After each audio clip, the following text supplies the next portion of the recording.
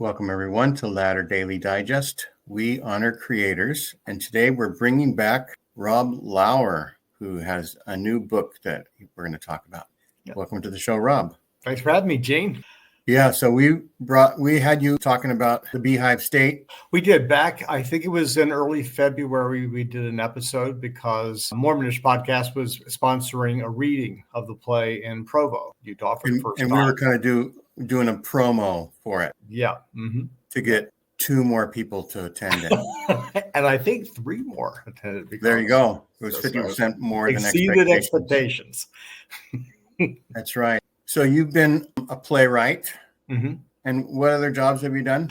Pretty much I've worked in theater and television and magazine work and commercial art my whole life, but primarily in theater as a director, but also as a playwright. I have about 7 or 8 plays that are published by various companies. I lived and worked out of New York for 18 years. So pretty much I've been lucky. I haven't gotten rich and famous, but I have been able to make a pretty decent living doing theater and the arts and writing. About how old were you when you first directed? When I first my first thing I directed was actually in 1979. I just turned 20, and I was working at a little theater in West Yellowstone, Montana, that was sponsored by Rick's College called the Playmill Theater. And we did 3 shows there in tandem every summer. A group of about 14 or 16 of us kids, most BYU and Rick's College students. But we also took 2 classes. I took my first directing class there, and one of our projects was to direct a 1-act play. I got to put it on at the theater itself. So that was the first thing I directed. So would that be considered summer stock or a summer stock? Summer stock. That's exactly what it was. Yep. Okay. And if you can survive, we had a grueling schedule. We did 3 different musicals, or 2 musicals and a melodrama. Every other night we switched them. We also did a different half-hour musical variety show before each show. And then on Friday and Saturday nights, we did 2 performances. So you have to be really young, have a lot of energy, and be exceedingly stupid and need no sleep to sign up for that sort of schedule. But that was probably the hardest and the most fun job I've ever had, just because it was all so new at that point. But after I graduated from BYU in 1982, I went back to Virginia, where I'm from, and was actually hired. I worked in dinner theater for 3 or 4 years as an actor, and in tandem with that was also running a children's theater program, and then became the theater specialist for the city of Portsmouth, Virginia, and started a community theater there. That was very successful, and then moved to New York in 91 and worked in New York or out of New York, because you basically go to New York to get jobs in regional theaters elsewhere, until 2008. I also taught college as a guest artist faculty member for a couple of times. And you ran a pageant. And then from 97 to 2003, I was associate director of the Hilcomore pageant for the LDS Church. I basically got that because I was working professionally in theater in New York. You were one of the hired guns. I was. Yep. We had the artistic team was basically made up of theater professionals. I'd say a number of the other directors, choreographers, and stuff were essentially more faculty members who taught theater in various universities around the country, not just at BYU. But that was a lot of fun too. Really different experience. But I resigned from that in 2003 when I decided to leave the LDS Church. That's right. And we've interviewed Lee Crambuel, who is a non-Mormon theater professor. Mm-hmm. He's very interested in Mormon theater, and he would probably say that theater has been important to Mormonism since the 1830s and actually helped sort of up the game of theater in the out west, the Wild West. Sure. And yeah, I mean, Brigham Young very much supported theater. I mean, I think Salt Lake City had the largest theater for a decade or two west of the Mississippi. Salt Lake was the biggest city west of the Mississippi, Yeah, and I remember as a young Mormon, we did road shows. Yeah. There was Oakland Temple pageant that we would participate in, mostly as part of a 200-member balcony chorus, they called us. And then theater itself anciently evolved from religion. It was originally part of religion. The Greeks and Romans, they would have plays and they would dedicate it to particular gods. There were actually theater gods. And the theater was a temple. And the community would come there to see stories reenacted from mythology and history and things like that. Later on, when I think Christianity became the religion of the Roman Empire, a lot of theatrical elements went into Christian worship, And I mean, you think of it, even the sacrament is a little bit like theater. You're sitting in a pew and you're taking bread and water, but that's symbolic. You're remembering an actual supper, and it's actually a symbolic reenactment of a meal. So theater plays deeply into religious ordinances and rituals. Those things actually evolved from theater. Sometime a few hundred years ago, theater became the bastion for scoundrels. It maybe still is. Traveling troops, right, would come into a town, and as they were leaving, they would maybe go and burglar some homes or something. I don't know what happened, but supposedly, and even like the court jester, and knaves and stuff like that, and different names for those type of things. Actors were almost like adulterers or something like. Well, I mean, I can see why people, if you think about it psychologically, why would you trust somebody or why would you not have reservation about someone who feels like they're calling in life and who is most comfortable getting up in front of crowds of strangers and trying to convince them that they're somebody else?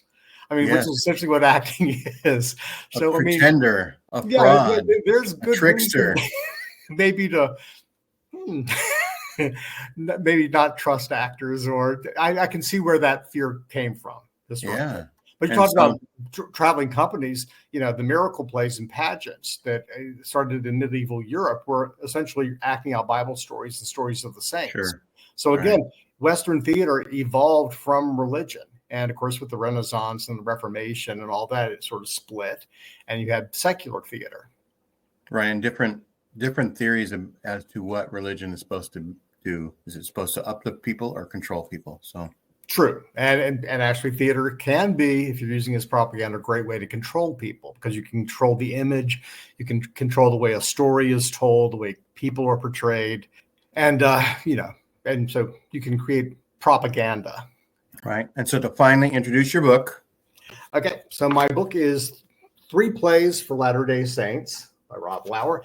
And this contains the first play that I wrote when I was at BYU entitled Digger, which is about Joseph Smith's money digging days and his courtship of Emma Hale and his proposing to her and her deciding to marry him despite her parents objecting to it because he was involved in folk magic. And the other play in the book is The Beehive State, which I wrote in the 1980s and was originally produced in Virginia by a non-Mormon company and got completely non-Mormon cast and got really good reviews and good audience response. Both of these were later published in the 80s, earlier versions of them in Sunstone. An earlier version of Digger appeared in the November 1988 edition of Sunstone, and an earlier version of Beehive State appeared in the December 89 issue of Sunstone. And then also in the book is a one-act play that I wrote when I first moved to New York that's never been produced called The Blessings of Jacob, which is actually set in Salt Lake City in 1930. It's a non-Mormon family, struggling working class family, very dysfunctional. And when they are visited by an older gentleman during conference weekend, they come to realize that a lot of the dysfunction and the generational pain that's been passed down stems back to polygamy and church policies in the early 1900s. And I think I read in the book that the plays like The Beehive State and Digger had kind of like gone by the wayside. Not that they were out of your mind, but you hadn't really been involved in it. And then somebody called you up and said, "Hey, we want to do something." Well, yeah, it was really weird. Back in 2013, I mean, I had not looked at Digger since I sent a draft in to Sunstone back in 1987 or 88 before it was published. And I met Jane Barnes, who was one of the writers on the PBS series the Mormons. I was part of would often attend a study group that Greg Prince had at his home in Potomac.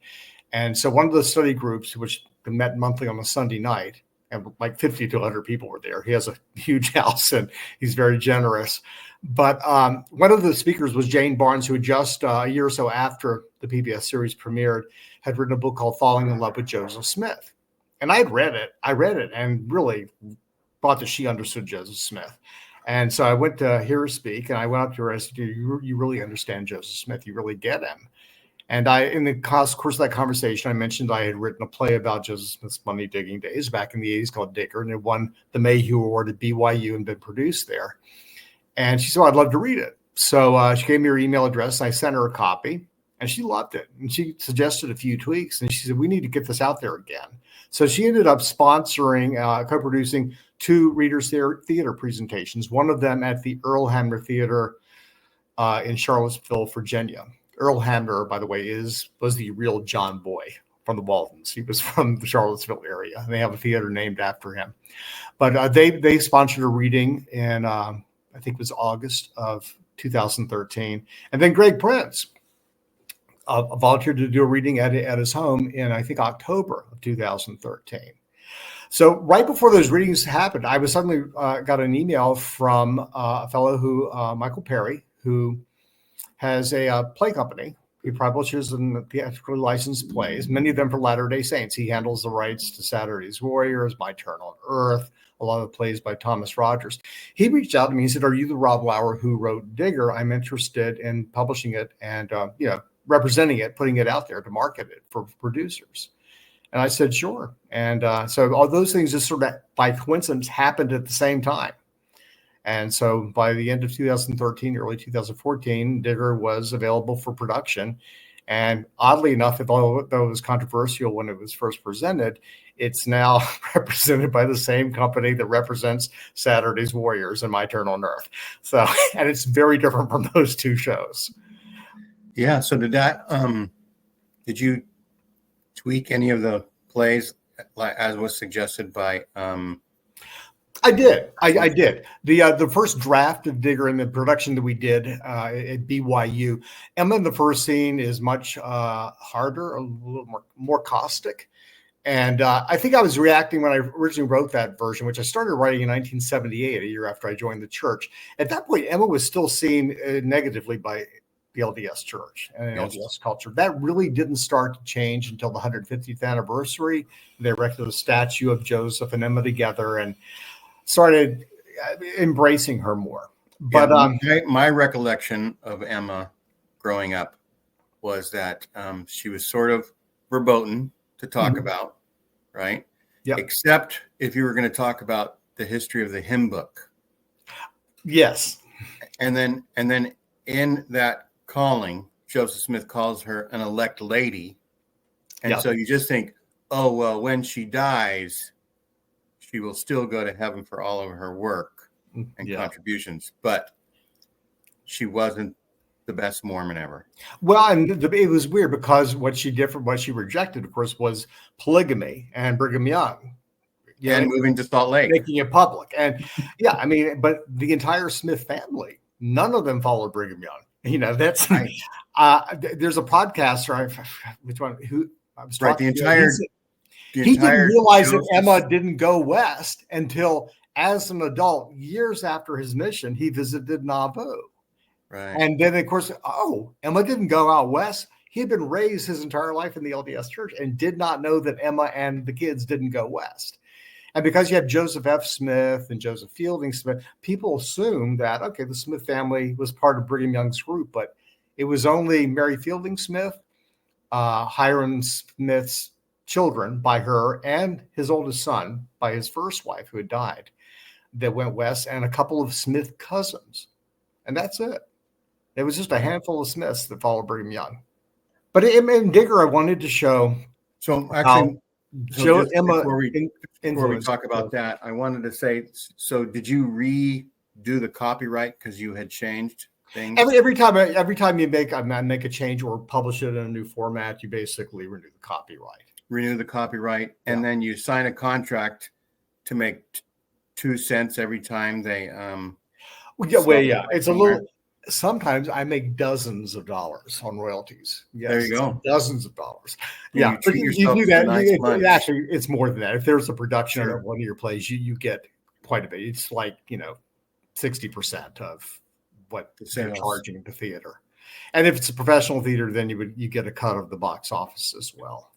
Oh, I hadn't realized that of the receipts, that you get some of the receipts. Yeah, from that is not so much if in community theater or Right. amateur theater, but if it's a professional regional theater, yeah, you Right. get substantially. If it's community theater, they buy 50 copies for all the actors and yeah, and then based on the size of their theater and how much you're selling for tickets, your representative negotiates a price per performance. Usually it's a higher price for the first performance and lesser price for each additional performance. And then from that amount you get, the person licensing the play, the company gets 30-40%. And similar in movie theaters, right? So that's why opening weekend is so important. Yes. But plus opening weekend provides this great word of mouth, Right. You hope in those initial reviews. And just really quickly, since I'm gonna air a show that I don't know how fast I'm gonna get this show up. I think we have something called Tuesdays with Tim, and this week's Tuesdays with Tim, we're gonna do all spoilers, Heretic and Conclave. And I remember being excited to see Heretic, and I looked at some article where they were hoping to get $8 million for the first weekend, and they ended up getting $11 million. Yep. And it's at over 25 million right now. And it's gotten great reviews. It's gotten great reviews. And good acting. There's an Oscar buzz about, forgive me, his name. Hugh Grant. Hugh Grant, yes. Yeah. And the sister missionaries did an awesome job. They had to act sort of scared for an hour and a half. Yeah. Well, but I've talked to, I have not seen Heretic yet. Horror is not my genre. And so I do want to see it, but I don't like gore. Although I've been told that it's bloody, but it's not real gory. So I do need to see it, but I've just been busy. There's no gratuitous blood. It's very minimal compared to the thousands of people that get killed during the show. No, I'm just joking. Yeah. But some of the people I've talked to, LDS women I've talked to, they really empathized and connected with the female missionaries, because my understanding is they go into Hugh Grant's home and he starts questioning them, and they suspect that it's not safe, but they've been sort of been culture. The culture has sort of taught them to, be polite and be nice, and and they keep until they're pulled into this dangerous situation because they don't follow that first flight. They go along to get along until they have to push back. And to me, that makes it very Mormon, because of what I understand, those characters really, everybody I've talked to says that the sisters nailed it. They come across as authentically Mormon, authentically LDS. That's right. And we're going to talk more about why Heretic is a Mormon movie, Mormon production. Yep. But first, you were going to tell us more about Digger. So Digger, what I did with the play, I saw from the first scene Emma's interactions with her father. The central characters in the play really are Emma and her father.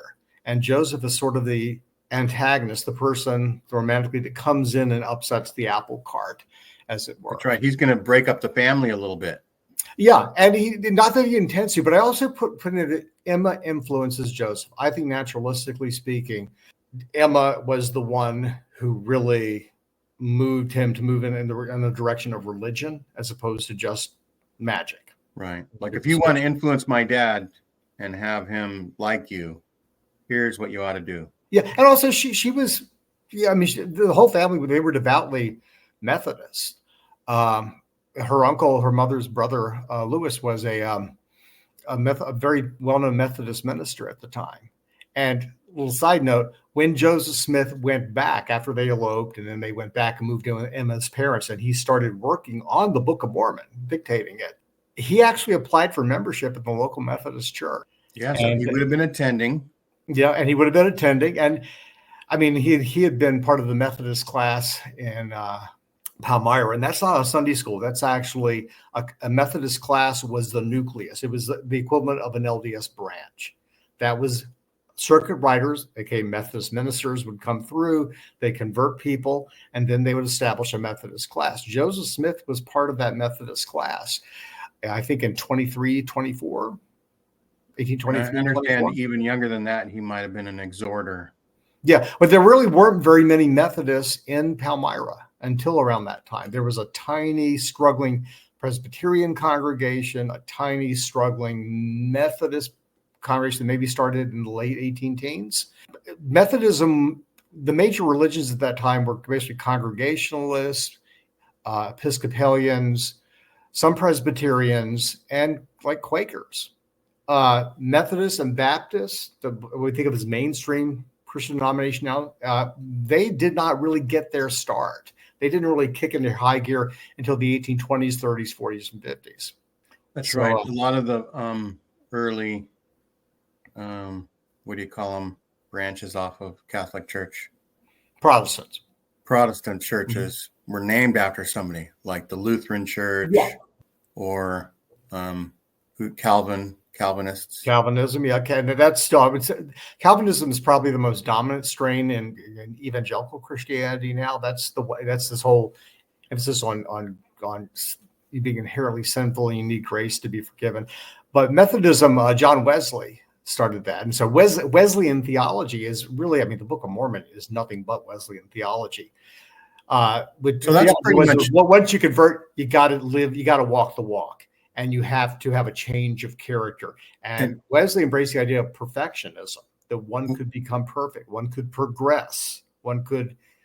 Was John Wesley born in America, or no? He was British, and he was he was Church of England, Episcopalian, Anglican, and he was a priest. He never started a Methodist church. He started when he was in college, a Methodist class, where they were just they were interested in becoming better people. Just like you and Greg Prince. Going to somebody's home and talking religion, right? Yeah. And Greg, people should know, has authored a few good books. Greg is my hero. I mean, I'm going to confess something. Back about 5 years ago, my partner at the time and I were going to a self-improvement, getting in touch with yourself seminar, 4-day seminar in California for men. And they asked us to write a page about a personal hero. And the concept of heroes is so overused. People think of like a celebrity or a sports figure as a hero. Right. And I guess I have more of a classical understanding. A hero is something that does something for society at large. And Greg Prince, before he started writing history, got into medical research, was a pioneer in medical research, and researched basically viruses and respiratory conditions in infants, things that cause crib death, basically. And actually, based on his studies that he did primarily in college, created a whole treatment and started a company that markets that treatment. And it's like, 250,000 infants a year use that in the U.S. And it has greatly reduced crib death among American infants. And so you picked Greg as your hero. Yeah, because of that. And then he wrote these fantastic Mormon histories. His first book was on the evolution of authority in Mormon theology and priesthood. Mm-hmm. And that was published by the RLDS, Church Community Press, I think in the late 80s. But he wrote that and then wrote a larger expanded version for signature book, I think called Power from on High, Authority from on High. And then he wrote various biographies. He did all these things on his lunch break. Wow. Right. After his other careers. Yes. It's like, oh my gosh. And that first study on the evolution of priesthood authority it was the first time anyone had pointed out that priesthood was not there at the beginning. It gradually was introduced, and there was a much more charismatic understanding of authority, very similar to that you have in Protestantism in the first 4 to 5 years of Mormonism. And that caused such a stir that about a year or two later, the Ensign magazine published what I think is their longest article ever, basically backing up the standard narrative of Peter, James, and John the Baptist bestowing the priesthood and all that. But that was a reaction to Craig's book. They reinforced the old dogma. Yeah. in the face of actual historical evidence. And the first and like as good as Greg is, you hadn't gotten to know me yet, so you'd obviously pick Greg. Well, that's true, but I have new respect because you were both on this podcast just last week or so. That's right. Yeah, but I met him in 2012. He at his home in Jolene, live in Potomac, Virginia. At the time, they had this gorgeous palace. I mean, that's not an overstatement of a home. And John Delen's Washington, D.C. Mormon Stories Conference, the first one, was held at their house in their basement, which sounds like you're going to a suburban home and going down to the basement. No, this is like going to a resort. But I met him then. He gave a wonderful speech about a revelation from the bottom up. And that's what's needed in the LDS Church. People at the base level need to start acting on their personal revelation, and eventually that will work its way up to the top. I think very slowly, but if you think about it, all the church auxiliaries were started by people in local areas. Sunday school, Relief Society, in a way, was started by groups external to the main governance of the church. And the LDS, the Desert Sunday School Union, which was the Mormon, the Latter-day Saint Sunday School, was separate from the hierarchy, just like the Relief Society was originally, and it way well into the 20th century, the mid 20th century. It wasn't until the late 20th century that the guys at the top sort of took control of everything. But those are all separate legal organizations. Right. Yeah. So that's interesting. And also, we have President Hinckley talking 25 years ago on air about, how come women aren't ordained? And he says, well, nobody's agitating for that. Yeah. So you think about personal revelation at the ground as agitation for changes in the church. Yeah. I think this really will lead into what talking about with drama. Mormonism, I see it, a lot of scholars classify it as what's called an ethno-religion, rather like the Samaritans in the Middle East, the Jews, the Pennsylvania Dutch. And an ethno-religion evolves when a group of people, based on their religious identity, separate from the rest of the culture geographically, many times, right, and then only marry within the faith. And that combination of marrying within the faith and then isolation for a period of time, they develop a particular culture based on the religion. Right. And we call it generational trauma now. But yes, it certainly can be that. But Utah Mormonism, at least the ones that went west, that's very much the case. And so I see Mormonism as an ethno-religion and more as a culture. I mean, and in that culture, you would have devout LDS church members. You would have members of other denominations that broke off from the LDS church. You would have influences, skeptics. You would have atheists. You would have, because culturally they're coming and reacting to the same culture. They're part of the same culture. So I think an atheist can be a cultural Mormon. And a lot of people have issues with the LDS church and leave it. It's because Mormon culture has basically taught them to respect honesty and integrity. And then when they find out that the organizational church does not practice that, or in their opinion is not that way, they leave the church.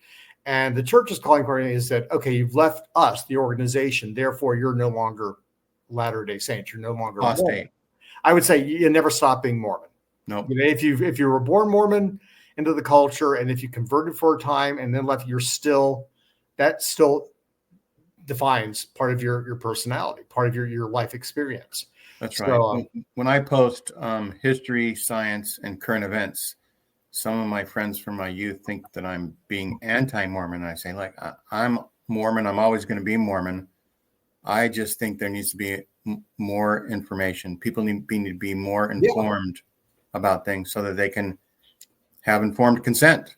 Yeah. So that if they want to stay going to church because even though they've read everything, I'm fine with that. Yeah. But just don't have blinders. Just don't be the ostrich that doesn't exist, that sticks his head in the sand, right? But we have that image of somebody that doesn't want to learn new information. And that's That's so and un-Mormon. That's so un-Mormon. That's un-Mormon. Because theologically, we're supposed to be embracing all truth, regardless of where it comes from. The glory of God is intelligence. And learning new things constantly, because you're saved by knowledge. You know, Joseph Smith said there's lots of great books in the world, and people should go read them and stuff. And Brigham Young even said that. I mean, he was much more of a demagogue than Joseph Smith was, but even he talked about we should embrace all truth, all books, whether it's science, philosophy, truth in the world, whatever, you know. So that's a very culturally, that's grounded Mormon theology, but that appreciation for education is certainly prevalent in LDS culture. And a lot of people who became educated and then left the LDS church embraced education and the importance of education because of the Mormon values they were raised with. That's right. And I've had you on to do a show, The Best of Joseph Smith, where you talked about the teachings of Joseph Smith that were really attractive to people, we'll say then and now still. Yeah. Right. And they're very progressive. They're all about eternal progression. So, of course, they're progressive. They're very liberal. They're very pro-human and positive in their view of human nature. And you joining the church as an older teen had already experienced the world, had already thought about things. Yeah.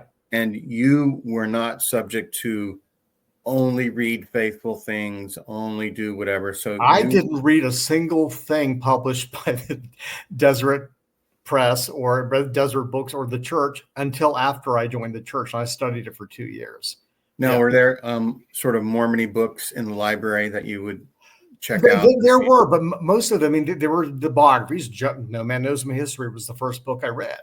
And that influenced the writing of Digger because I went right into it knowing you knew things.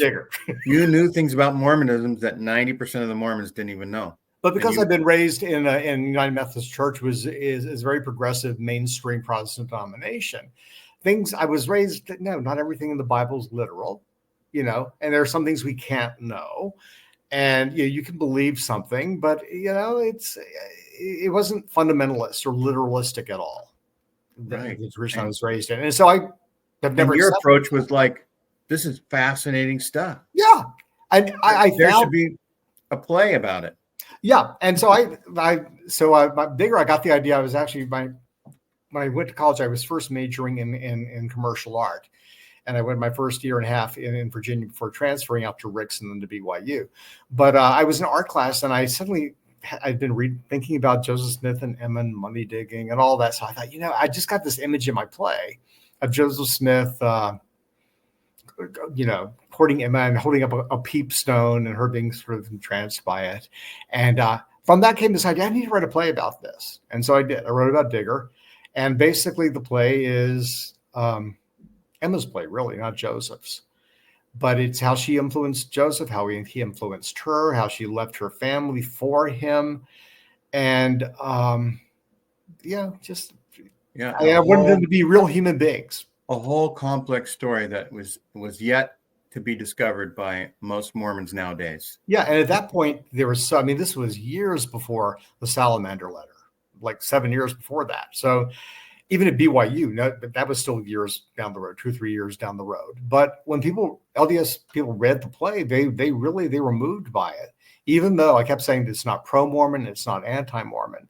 And when they were really moved by it, I was always sort of intrigued because it's like the story I was telling was not the story they get in Sunday school or in the missionary lessons or anything like that. And I wasn't writing it to be faith promoting. I was writing it to explore, in the context of the time, these two people and their relationship and what, sort of explore what maybe attracted them to one another and how each influenced the other. Yeah, how motivations and influences would have directed their lives. Yeah, and present them as real human beings, not as a prophet and an elect lady, although I use both of those terms in the play. But we're talking about a 19-year-old and a 21-year-old woman. So, she was a year and a half older than him. And from a little bit of money as well. Actually, it was in fact, year after they were married and they moved back in onto the property with Emma's parents, Joseph's parents, I came up there for a visit. And Lucy Mack Smith described the Hale home as a mansion. And in that time, it really was. It was a spacious 2-story home and a place The where Hales to the Smiths were yeah. just like the Princes to the Lauers. Oh, yeah, well, yeah, but the Smiths were, they were, they were poor. They were very poor, and Right. That was one of my first realizations that so many things that I had heard that were anti-Mormon lies about Mormon history were really just history. It was just stuff that happened. Well, people they want history to be faith promoting, and life itself is not faith promoting. Except for the stories of people's courage, right? Those are the things and travails, like the pioneers. Yes, yeah. I mean, you can. The plains. I heard on Mormonish podcast, Brodie did a great discussion on the handcart company. And and he had I think descendants of people who had studied on there, and they were all talking about it, and they were all unanimous, and that Brigham Young and the church leaders were responsible for this tragedy. They misled these people, but the people going through the tragedy maintained their faith, that they struggled, they fought, they survived, and it is an inspiring story of their faith, of what they had within themselves to make them live through this horrible tragedy. Right. And so the tragedy could be laid the circumstances of Brigham Young's feet, but you had this group of Mormon pioneers coming over from England who basically, they lived through it. They survived it heroically because of what they had within them as human beings and the faith that they were clinging on to. And so in that sense, that is a mixed bag. Right. And that's the wonderful thing about a well-written play, novel, movie. You get the messiness of life. And I think when you mention Joseph Smith as a 19-year-old and as a digger, his reputation with the seer stone. Yeah. And I would just say my feeling is that a seer stone is a poor man's crystal ball. Oh, exactly. It used the very same way. Same thing. Yeah. Yep. Crystal balls were hard to come by and very expensive back then. But a rock unique. Unique. You got it. That's down every well. Yep. So there's magic everywhere. And so what caused you to think about combining these plays into a book? I'd always wanted to. I thought, I don't know. I thought, last year was the 40th anniversary of, 2 years ago was the 40th anniversary of Digger winning the Mayhew Award and being produced at BYU. And Beehive State that was 35 years ago when that was first produced. And I thought, I would have just put them together. I had conversed with people over the years, and I'd like to read that sometime. Is it available anywhere? And I said, well, Digger, you can go to the theatrical licensing company. You're going to try to find an old copy of Sunstone. But I thought, let me do this. And so I decided to put them together. And I chose to title 3 Plays for Latter-day Saints, but I really should have put them there ... and everyone else, because these were not written for a Mormon audience. I always write for a general audience. I think that's the key to writing a good Mormon play. You write for everyone. How long ago did you start thinking? Seriously? Actually, probably 2022. And I thought, well, okay, let me do this. And I'll put them together. And then I decided to approach J. Scott Bronson, who is a Mormon playwright in Utah. And he was he was a student at BYU when I was there. And he actually played Isaac Hales, Emma's father, in the original production of Digger. And he was maybe in his mid-20s. He was playing somebody in his mid-50s. And it was one of the highlights of my life in theater up until that point, because he was such a gifted actor. And to have written this character that I've been working on for about 4 years at that point, and to see somebody come in. He really dug into the character. He just was the character. He just captured every nuance. Because as I said, the main characters are Emma and her father. And the father character just holds a huge place in my heart.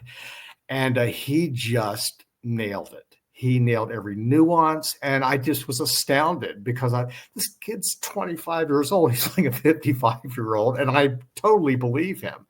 And I credit Scott with so much. It was a great cast but Scott was so much of the emotional power of that production. that Right. affected the audiences who saw it. I was going to say, so someone writes a play, and then a director interprets it, and then the actors have their own sort of way of portraying or interpreting within that director. And it's really hard because the writer, you can't help but envision the play being acted out as you're writing it. You're sort of seeing it in your mind's eye, and you have a burning in the bosom that what you're writing is true. And that whole process is involved in writing a play. And so when you hand it over to a director, you really want to give it to somebody who shares your vision, but you also have to give them the freedom to interpret things. And the wonderful thing, if you've written a good play, if it's well written, our director and the actors will bring out things that you didn't even think of that are inherent as they dig into your script. They liken the script unto them. Yeah. Well, a script is called the Bible of a show. A show's Bible is the script. And that's sort of a rushy thing for a playwright or dramatist or a screenplay writer. But I mean, the entire work of the production is to bring that script to life and to bring the director and the actor's vision of it to life. And it was wonderful to see that. And Scott was such an important part of Digger, the original production, 1982. I approached him and asked him if he would write an introduction. And he did write a wonderful introduction talking about being a student at BYU and his experiences with the play itself and how it encouraged him, inspired him to go on and become a playwright himself. And then I approached Stephen Carter of Sunstone to write an introduction for the Beehive State. I did not know this until about 2.5 years ago, that Stephen had read the Beehive State back, I guess, in the early 90s, late 80s. And he said that the climax of it was the most astonishing thing he had read up in his life up until that point. And I was just so flattered. He said that on a podcast I didn't even know it was out there about, where he mentioned the play. And so I approached him to write the introduction to the Beehive State. And so he wrote a wonderful introduction explaining the difficulties that come when you're trying to dramatize life in polygamy, especially if you're LDS. Stephen is an author in his own right. Yeah, an award-winning author in his own right, and just a wonderful commentator on Mormon arts and letters and just Utah literature in general. So, I mean, to say that I was flattered when I heard what he was saying about the Beehive State, I was gobsmacked. I could not believe what he was saying. I was so flattered. Yeah. And so he agreed to write the introduction to the Beehive State, and I am grateful to him and Scott for doing that. And then I also included the original reviews of the two productions. The Sunstone review, which was temporarily, it was a sort of a side production. Did you only include the faith promoting reviews? I don't know if there were any, but the Sunstone review was very good and talked about basically that, pointed out a truth that art can do something that history and religious apologetics cannot do. And that is sort of a true drama. That's right, because that is the fourth interpretation of your work.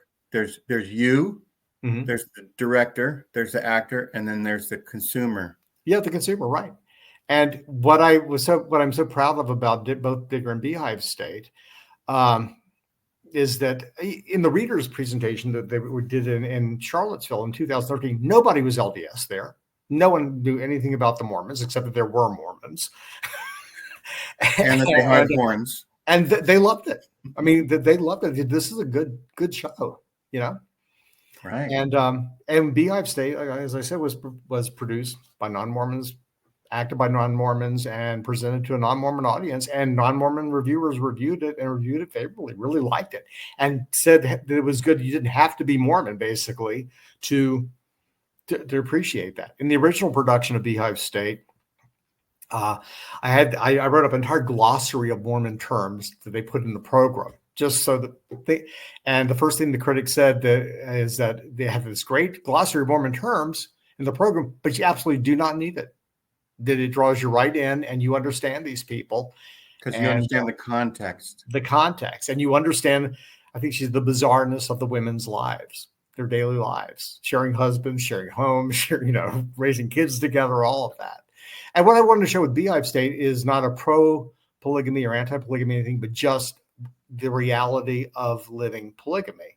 And this is a wealthier LDS family in 1903, 13 years after the manifesto, because polygamy still continued. They were still polygamous Latter-day Saints in the church and active and holding offices until the 1930s, even 1940s. That's right. And my guess is you picked that time period sort of to give another layer. Yeah. Like, sure, everybody knows that a lot of Mormons were polygamous in 1888. Right. But after 1903, manifesto and other things, no, Mormonism did not practice polygamy, right? Like, no, they did. Nope. My understanding is that the last polygamist husband, whatever, died in like the 1960s. Yeah. That was still a Brigamite, still a member of the Church of Jesus Christ of Latter-day Saints, compared to the fundamentalist. Yeah, you're right. The fundamentalist that started like in the 20s. But I mean, right. And that was just a small group. But the majority of LDS people who had married into polygamy prior even to 1903. 1903, but basically Reed Smoot was running for office, got elected to the Senate. He was an LDS apostle. The Congress didn't want to set him, so they had the Reed Smoot hearings. And that is when that brought about the second manifesto. And it's like, okay, we really mean it now. Nobody's going to be doing this. Because up until then, I mean, even Joseph Smith, the president of the church, and the apostles were performing plural marriages after the manifesto and getting. Right. So it was it was not this clear cut. And if you got married before 1903 polygamously, you basically you remain active in the church and polygamous until your death. It was only new plural marriages that were no. And I'm going to put a call out right now to any young aspiring Mormon dramatists and playwrights.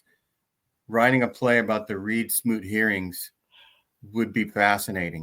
Jane Barnes, who I mentioned, who wrote the screenplay for the PBS series in 2007, The Mormons, and who wrote Falling in Love with Joseph Smith.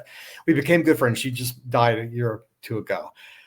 But she, at the time of her death, she was working on a novel about the Reed Smoot hearings.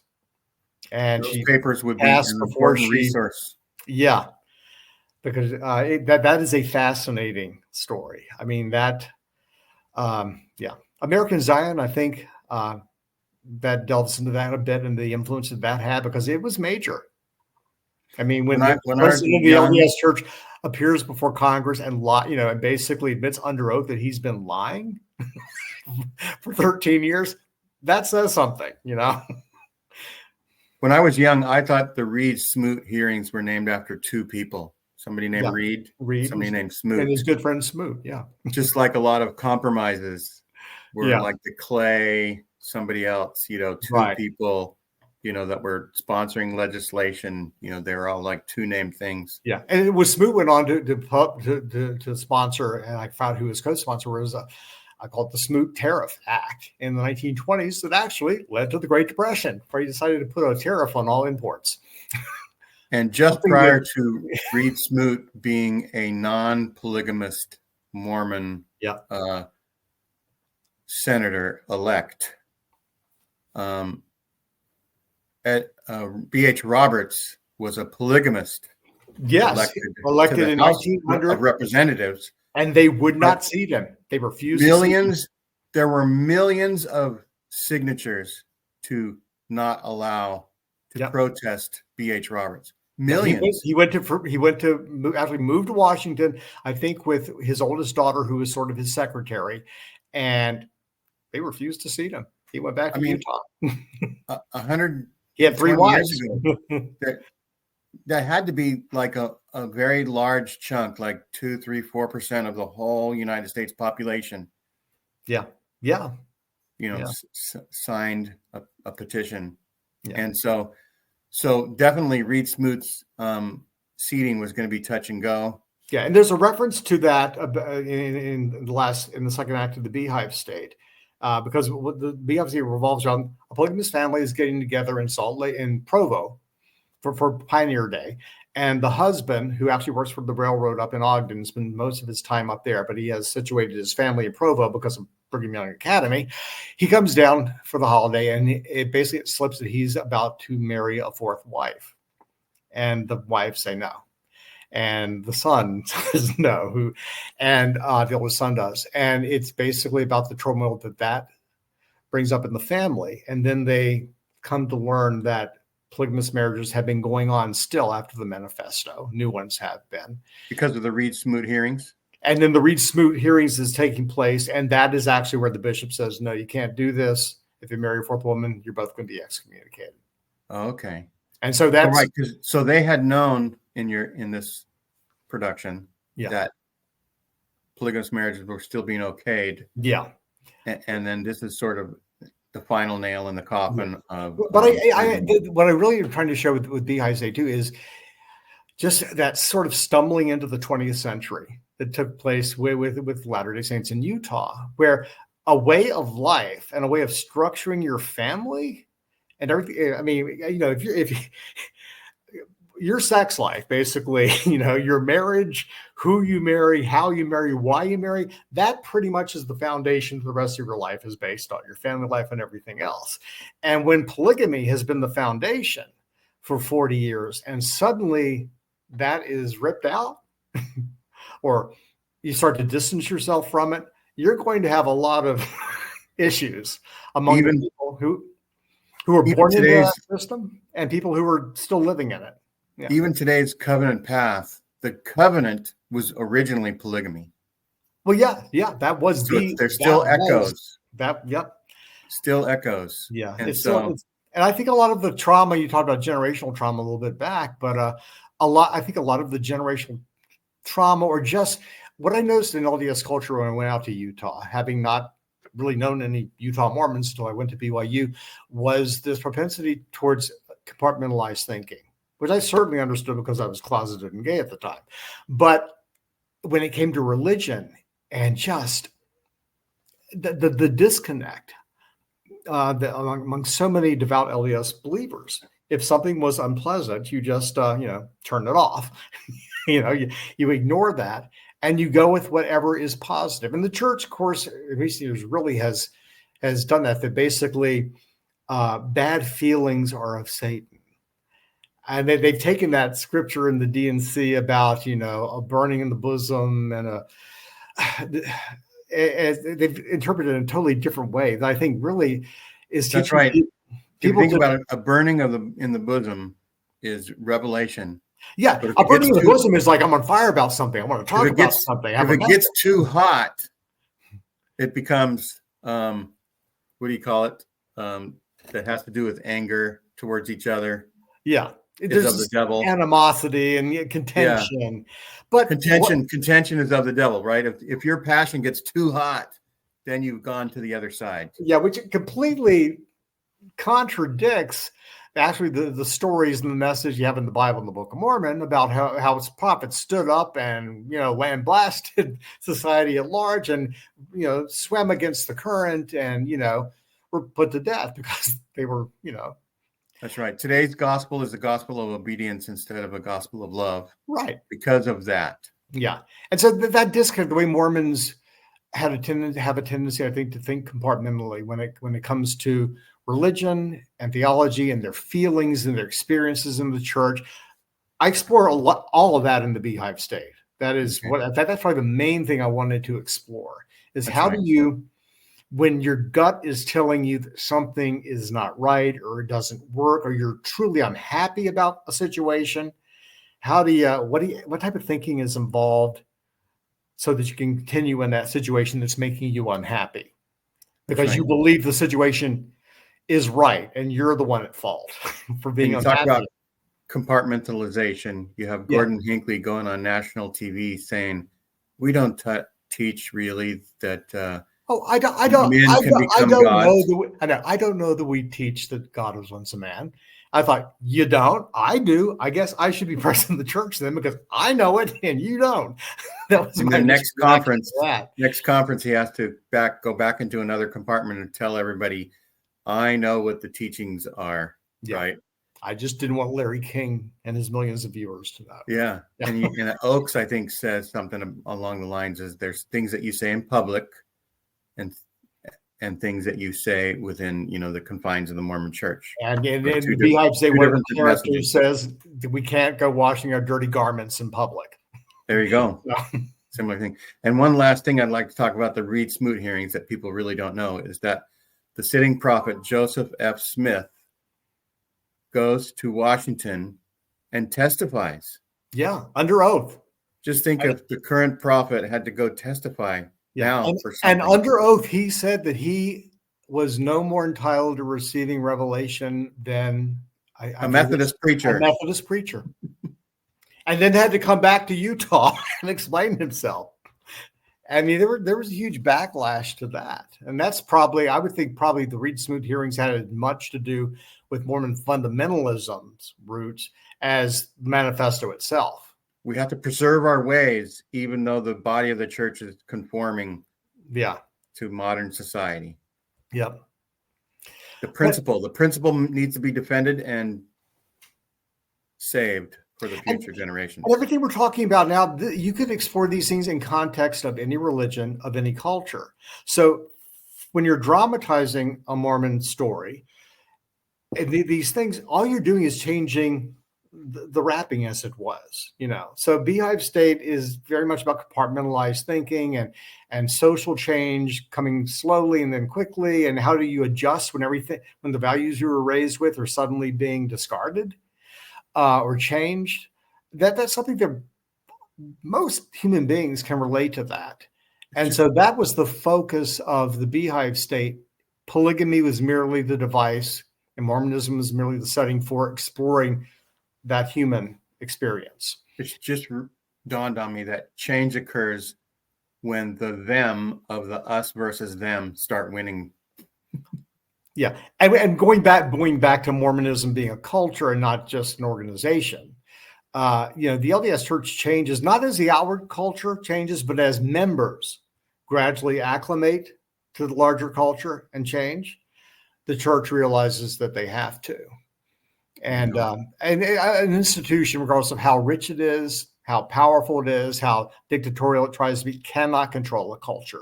The culture will always win. And that's why I say Mormon culture is very different from the LDS Church, and extends way beyond the LDS Church. That's right. And one thing we're going to talk about is in your book's cover, it says Plays for Latter-day Saints. Right. And you wanted to talk about what constituted a Mormon play, work of art, medium compared to other things. Yeah. So what is drama? When we talk about drama, we'll use that for plays or movies. It's basically it's presenting to an audience on the stage or the screen the illusion of lives being lived.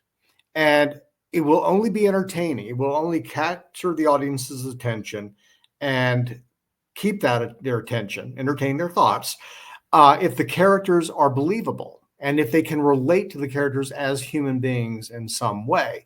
A believable character, like all of us, has inner conflicts. They don't have all the answers, or if they think they do, they have to get knocked down a bit. But a story is when characters with competing values basically come into conflict with each other. And the more layered those conflicts are, the more conflicts there are, the more interesting the story becomes. But the key to it is the characters. Are these real human beings? And they have to be complex. They have to change. They have to start at point A and go to point B. Usually there's a lot of forks in the road. A lot of forks in the road. Then the more forks, the more entertaining, the more interesting. The audience should constantly say, why are they doing that? Why are they making that choice? Oh, I know why he's doing that, but why are they doing that? You want to know what's going to happen to this person. You got to care about them, and you got to relate to them as human beings. And that's what a good movie or play or drama is. A good story is. A play, a movie is not a missionary tool. It's not a device for conveying a message, for converting or defending something. If it is, then suddenly that's become the writer's primary objective. I got to convert the audience. I got to teach the audience. I have to enlighten the audience about a particular thing. It could be politics. It could be religion. It can be ethnic identity, anything. And suddenly the writer has sacrificed the reality of the characters to the message. And the characters become less interesting. They become vehicles for a message. They become stereotypes. And even if an audience is all in on the message, they're not going to be entertained by the play or the movie. They get just as much out of reading a book about this thing or hearing a lecture on it. So if you're watching something and you can keep on predicting what's going to happen next, it's not going to be as engaging. Well, yeah, because we always say, I've seen this story before. I've seen this before. You know, I've studied story and things like that. I know a lot of the tropes and things. Back in the 80s, I would go to movies with friends and they'd say, oh, you got to see this movie. It would be a popular movie. And I would go watch and I would sit like 10 minutes into it. This is what's going to happen at the end. You saw this already. It's like, no, I know this trope. I know this is cliche, you know. There's a certain arc that lazy movie producers. And you layer a lot of complications, a lot of special effects. It's tried and true, but it's also boring. It's tried and true. Now, things have to be new. They have to be unique. And so anyway, a Mormon play, a Mormon work of drama should basically allow the audience to experience life as a Mormon, the Mormon or life as a person in Mormon culture. And, you know, that's it. You don't have to be Jewish to get a lot out of Fiddler on the Roof. You don't have to know anything about Judaism to love Fiddler on the Roof. And yet that play allows you, an audience who knows nothing, who's not Jewish, to go in and for 2 or 3 hours experience life as a Jewish peasant in Imperial Russia at the turn of the 20th century. And you connect with those people. And you don't necessarily have to understand Judaism or all the beliefs or the culture, but you know that you understand enough of it to get the story, and you know that the religion and the culture means something to the characters. And you relate to the characters, and so you buy into them. And that's what you have to have in a Mormon play. I think if you're trying to a missionary tour to build faith or defend the church or your faith, no, you're missing the boat. You're not going. That'll speak to people in the church and no one else.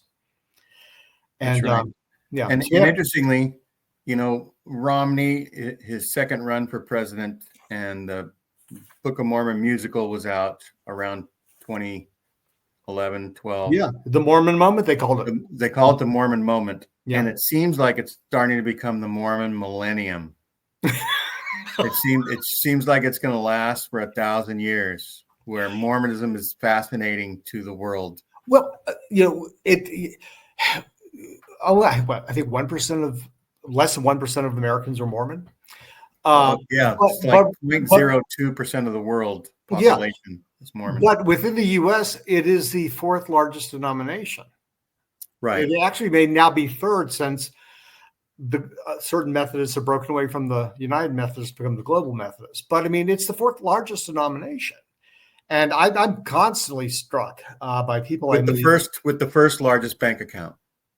With the biggest bank account. I mean, I think the church since the 60s has been the richest church on earth, or the richest organized religion per capita on earth. Meaning you divide the wealth of the church by the number of members, Mormons would be the richest people in the world, you know, based on their religion. Yeah, I mean, yes, the Catholic Church is richer, but there are billions of Catholics, or at least hundreds of millions. And right. You only have a few, And the Catholics' wealth is spread among each diocese and other things as autonomous centers of religion. Right. Where Salt Lake City controls Mormondom. Yeah. But really, the religion, it's almost like the church is just one branch, the religious branch of a bigger organization. That's right. So readers of this book can get not only the value of each individual play, but also the value of your introduction, the value of the introduction from the different peoples to each of the plays, the reviews, the value of the reviews.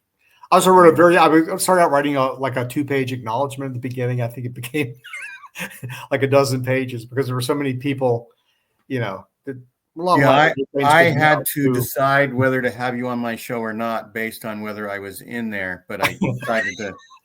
I didn't know you at the time, but if bring you on, even that's right. You didn't know you couldn't see around corners for some reason. I could not. I know.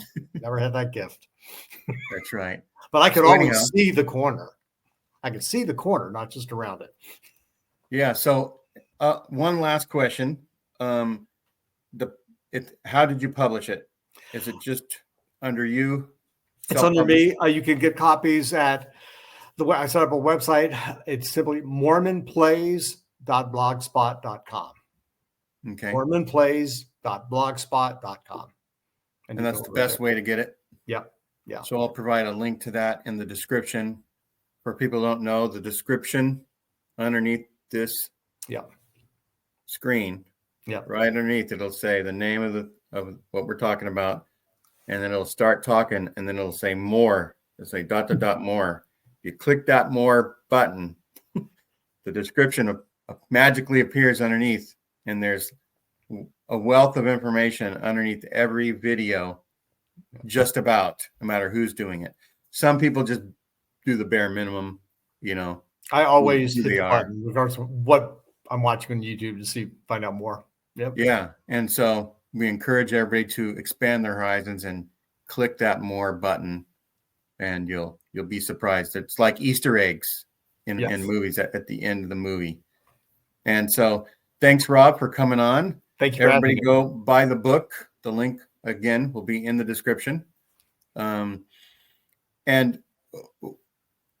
to close, let's see how many different Mormon productions we can name in the next minute since the Book of Mormon musical. So we have and even FLDS things can be considered, right? Like the Warren Jeffs documentary that I've seen before. Yeah, there's that. Under the Banner of Heaven, big one. I think there's a new series that's streaming sometime after the first year about the settling of the West, but I think the Brigham Young and the Mountain Meadow Massacre is going to be dramatized in that. I forgot what the title of it is. Right, the movie Heretic that's out right now. Heretic, yeah. I think even before they were in 2004, there was a gay film called Latter Days about a gay Mormon on a mission who comes out on his mission and goes AWOL. And that was actually the highest grossing gay themed film in history up until that point. I guess there were a lot of gay Mormons. There's been documentaries, Keep Sweet, Pray and Obey. Yep. And a bunch of others. And I wonder if you just type in Mormon and media or productions. And then there have been some successful plays on Broadway over the last 100 years or more. There was a play called Polygamy in 1914 that was about polygamy in the church, and it was successful and it ran for 6 months, which was a long run back in 1913 or 14. And then there was a musical called The Girl from Utah that was groundbreaking musical, but that was about polygamy, or about a young woman fleeing polygamy, a musical comedy. And then there was Paint Your Wagon in 1950. It was made into an awful movie with a totally different story in the 1960s. But, Paint Your Wagon. Yeah, but that also, they actually took the minor character of a polygamous Mormon wife who marries the lead, and they basically made her the lead in the movie, and it became a movie about polyandry. She has two husbands. Yeah, right. But that is totally from a Mormon source, or from Secret Lives of Mormon Wives is going on. Yeah, on Hulu. Yeah. Mormon No More was a documentary. Yeah, but I'd love to see more dramas, more musical comedies. I love the Book of Mormon musical. To me, that is a wonderful Mormon work of art. I mean, the elder who makes up stuff and sort of comes up with his own religion at the end is basically a modern day Joseph Smith. He's sincere. He's in the situation. He loves fantasy and science fiction. He knows a little bit about the church and church history. He's in Uganda. And when he comes across these atrocities that the people are experiencing, he sort of just makes up stuff on the fly, drawing from fantasy, science fiction, Mormonism, and what they're giving him. And it basically involves a whole new type of Mormonism at the end. But in that's 2014, there yeah. came out Meet the Mormons, which then 3 years later, when Mormon, or 4 years later, whatever, when Mormon, the word Mormon that has been became verboten. retitled "Meet the Victories for Satan." Meet the Victories for Satan. Because that's what Mormon means, according to That was a the big one. LDS Church now. It's a victory for Satan.